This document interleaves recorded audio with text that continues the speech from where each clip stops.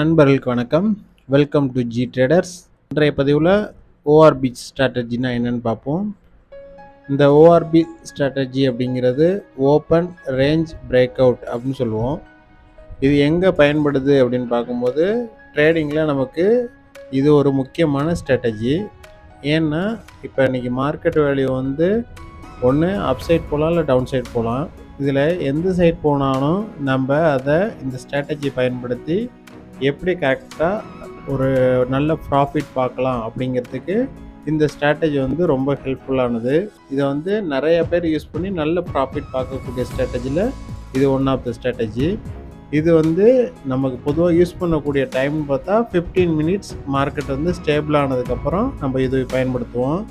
ஏன்னா அப்போ தான் உங்களுக்கு வந்து ஒரு கரெக்டான ஒரு கால்குலேஷனுக்கு வர முடியும். இப்போ மார்க்கெட் வந்து அப் சைட் போதா இல்லை டவுன் சைட் போதா அப்படின்னு வந்து ஃபஸ்ட்டு நம்ம முடிவு பண்ணிக்கிட்டு அப் சைட் போணுச்சுன்னா அந்த மேலே உள்ள இதை பிரேக் அவுட் ஆகுதா, அப்போ மேலே பிரேக் அவுட் ஆகிடுச்சுன்னா அதுலேருந்து 15 மினிட்ஸ்லேருந்து ஒரு சார்ட் நமக்கு வந்து மேலே பிரேக் அவுட் ஆகுது. பிரேக் அவுட் ஆனதோடு நம்ம அடுத்த முடிவுக்கு நம்ம போகலாம். அதே வந்து கீழே பிரேக் அவுட் ஆகுது அப்படின்னாக்க நம்ம டவுன் சைடு முடிவு பண்ணிட்டு அதுக்கு தகுந்த மாதிரி நம்ம முடிவு பண்ணலாம். இதுதான் இந்த ஓஆர்பி ஸ்ட்ராட்டஜி. இந்த ஓஆர்பி ஸ்ட்ராட்டஜியை பயன்படுத்தி நம்ம எத்தனை ட்ரேட் எடுக்கிறோம் அப்படிங்கிற சில நேரத்தில் ஒரு நாளைக்கு ஒரு ட்ரேட் எடுக்கலாம், இல்லைன்னா 2 ட்ரேட் எடுக்கலாம், நான் 5 ட்ரேட் வரைக்கும் கூட போகலாம். ஆனால் வந்து இது நம்ம மார்க்கெட்டோட மூவிங்கை வச்சு தான் அதை நம்ம முடிவு பண்ண முடியும். ஏன்னா டவுன் சைடில் நீங்கள் இறங்கும் போது உங்களுக்கு வேல்யூவேஷன் மாறும், அதில் வந்து ஸ்கேல்பிங் மாறும். இப்போ வந்து 1 மினிட் ஸ்கேல்பிங் இருக்குது, 5 மினிட்ஸ் ஸ்கேல்பிங் இருக்குது, 10 மினிட்ஸ் ஸ்கேல்பிங் இருக்குது, 15 மினிட்ஸ் ஸ்கேல்பிங் இருக்குது. இதுலேயே டைம்ஸ் வந்து மாறுபடும், ஒருத்தருக்கு ஒரு ஸ்டைல் மாறுபடும். நம்ம எப்பொழுதுமே 15 மினிட்ஸ் ஸ்கேல்பிங் தான் ப்ரிப்பேர் பண்ணுவோம். ஏன்னா அதுதான் பெஸ்ட்டான ஒரு நல்ல ஒரு ஸ்டேபிளான ஒரு மார்க்கெட்டை சூஸ் பண்ண முடியும். இந்த 15 மினிட்ஸ் நம்ம பிரேக் அவுட் கரெக்டாக எடுத்துட்டோம்னாலே உங்களுக்கு வந்து அதில் வந்து ஒரு ஸ்ட்ராட்டஜியோட ஸ்டைல் வந்து எப்படி மூமெண்ட் இருக்குது அப்படின்னு இப்போ கரெக்டாக நம்ம கெஸ் பண்ணிட்டோம்னாலே அதுக்குள்ளே கால்குலேஷன் பயன்படுத்தி நம்ம அடுத்ததுக்கான அனலைஸ் பண்ணி சரியானதை நம்ம தேர்வு பண்ண முடியும். இதில் கால் ஆப்ஷன் புட் ஆப்ஷனில் உங்களுக்கு புட் ஆப்ஷன் வந்து நல்ல ஒரு ரெவன்யூ கொடுக்கக்கூடியது. ஏன்னா அது வந்து மார்க்கெட்டோட பாயிண்ட் வேறு. அதேமாரி கால் ஆப்ஷன் புட் ஆப்ஷன் ரெண்டுலேயுமே டிஃப்ரென்ஸ் மாறும். அதேமாரி இந்த மணியை பயன்படுத்தி நம்ம ஆப்ஷனில் எப்படி ட்ரேட் எடுக்கலாம், அதேமாரி அட் த மணியை பயன்படுத்தி எப்படி ட்ரேட் எடுக்கலாம், அவுட் ஆஃப் த மணியை பயன்படுத்தி எப்படி ட்ரேட் எடுக்கலாம் அப்படின்னு வரும் வீடியோக்குள்ளே க்ளீனாக பார்ப்போம். ஒரே நேரத்தில் போட்டு இதுக்குள்ள டிஃப்ரென்ஸை பார்த்தோம்னா கொஞ்சம் கன்ஃபியூஸ் ஆகும். அதனால் இந்த இதில் ஓஆர்பியை மட்டும் நல்லா ப்ரீஃபாக பார்த்துட்டு அடுத்ததில் ஒவ்வொன்றுலேயும் உங்களுக்கு வந்து நான் வரும் வீடியோக்களில் தெளிவாக பார்ப்போம். அடுத்தது வந்து மணியில் வந்து இப்போ 1000 ருபீஸ் நீங்கள் ஏர்ன் பண்ணணும்னா இத்தனை பாயிண்ட்ஸ் வேணும். இன்ட்ராடேயை பொறுத்த வரைக்கும் இப்போ அட் த மணி சூஸ் பண்ணி நீங்கள் இத்தனை 20 பாயிண்ட்ஸ் எடுத்தாக்க அதோட ஆப்ஷனை வந்து உங்களுக்கு 40 பாயிண்ட்ஸ் ஏறும். அதேமாரி 40 பாயிண்ட்ஸ் வந்தால் தான் இந்த 20 பாயிண்ட்ஸ் நீங்கள் எடுக்க முடியும். இதே இந்த மணியில் வந்து அதுக்கு டிஃப்ரென்ஸ் மாறும். ஏன்னா இதில் வந்து 25 பாயிண்ட்ஸ் அதில் இருந்தாலே உங்களுக்கு 20 பாயிண்ட் நீங்கள் ரீச் ஆகிடுவீங்க. ஆட்டோமேட்டிக்காக உங்களுக்கு வந்து 1000 ருபீஸ் ஏர்ன் பண்ணிடலாம். நம்ம இந்த ஓஆர்பி ஸ்ட்ராட்டஜியை கரெக்டாக பயன்படுத்துறதுனால இப்போ மார்க்கெட்டோட வேல்யூ வந்து அப் சைடாக டவுன் சைடான்னு ஃபஸ்ட்டு தீர்மானிச்சிடறோம். ரெண்டாவது அப்போ தான் நம்மளால் இந்த பாயிண்ட்ஸை வந்து சீக்கிரமாக ரீச் பண்ண முடியும். ஏன்னா இப்போ நமக்கு எங்கே பிரேக் அவுட் ஆகுது நம்ம வந்து கரெக்டாக கால்குலேஷன் பண்ணிடுவோம். அடுத்தது நமக்கு அதுக்கான செல்லிங் பையிங் ஏதாச்சும் நம்ம வந்து அங்கே சூஸ் பண்ணிடுவோம். அப்போ நீங்கள் 500லேருந்து 1000 ருபீஸ் பெர் டேவுக்கு நம்மளால் கரெக்டாக இந்த ப்ராஃபிட்டை ரீச் பண்ண முடியும். அடுத்தது இந்த கேபிட்டலோட நீட் எவ்வளோ நம்மளால் கால்குலேஷன் பண்ண முடியும். இதுதான் இந்த ஓப்பன் ரேஞ்ச் பிரேக் அவுட்டோட சிறப்பம்சம். இப்போ நம்ம லைவாக நம்ம மார்க்கெட்டில் எடுக்கும்போது இப்போ வந்து உங்களுக்கு வந்து நான் அந்த சேட்டில் காமிக்கிறேன். இப்போ இந்த சேட்டில் இப்போ இந்த இடத்துல பிரேக் அவுட் ஆகுது, அதை மார்க் பண்ணிக்கிறோம். அடுத்தது கரெக்டாக பிரேக் அவுட் ஆகிருக்கும், அந்த இடத்த சூஸ் பண்ணிக்கிறோம். இப்போ இதுக்குள்ளே டிஃப்ரெண்ட்டுக்கு அப்புறம் இது எங்கே வந்து திருப்பியும் பிரேக் அவுட் ஆகி மறுபடியும் வந்து மார்க்கெட்டிங் ஓப்பன் ஆகும்னு பார்க்குறோம்.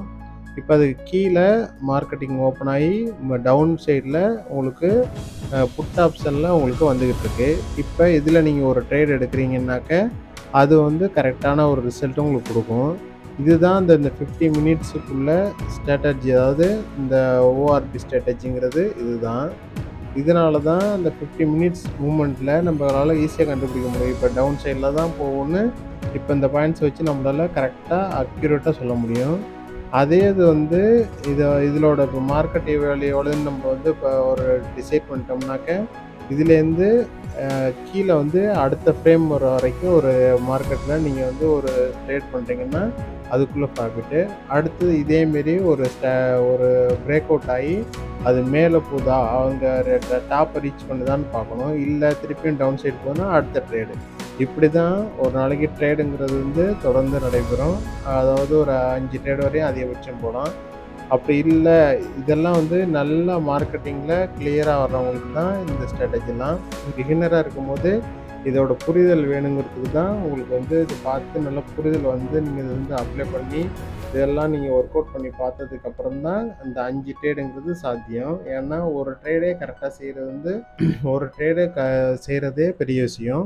இதில் வந்து நீங்கள் 5 ட்ரேடு 6 ட்ரேடு எடுக்கும்போது நல்லா எக்ஸ்பர்ட்டாக இருந்தால் மட்டும்தான் கண்டிப்பாக சாத்தியம் அது. இல்லைன்னா உங்களோட கேபிட்டல் வந்து லாஸ் ஆகிறதுக்கு நிறைய சான்சஸ் இருக்குது.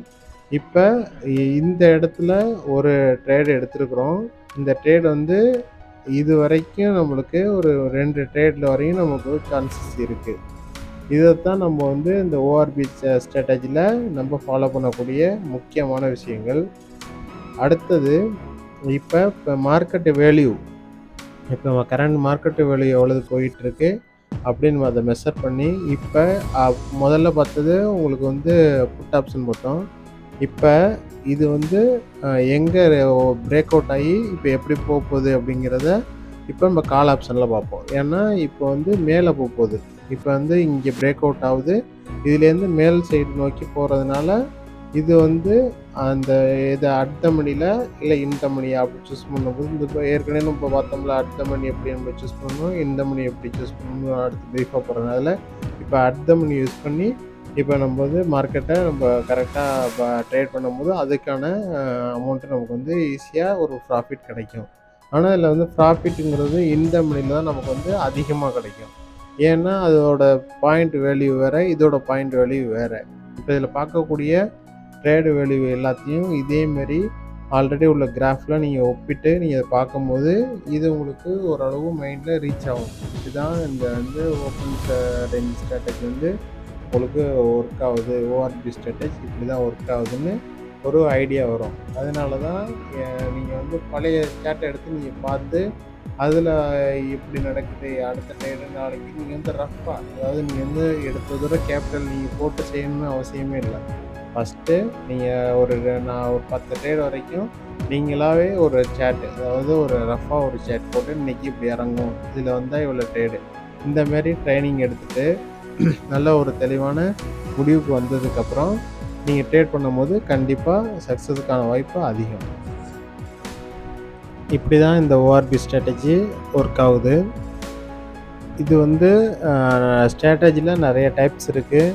நம்ம வந்து ஒவ்வொன்றா ஒவ்வொரு ஸ்ட்ராட்டஜியாக பார்ப்போம். வீடியோ வந்து ஒரு இடத்துல நீங்கள் ஸ்கிப் பண்ணிட்டீங்கன்னாக்க கண்டிப்பாக அது என்ன மெசேஜ் சொன்னோம் அப்படிங்கிறது கண்டிப்பாக ரீச் ஆகாது. ஸ்கிப் பண்ணாமல் பார்க்கும்போது தான் நமக்கு வந்து ரிசல்ட் நல்லாயிருக்கும்.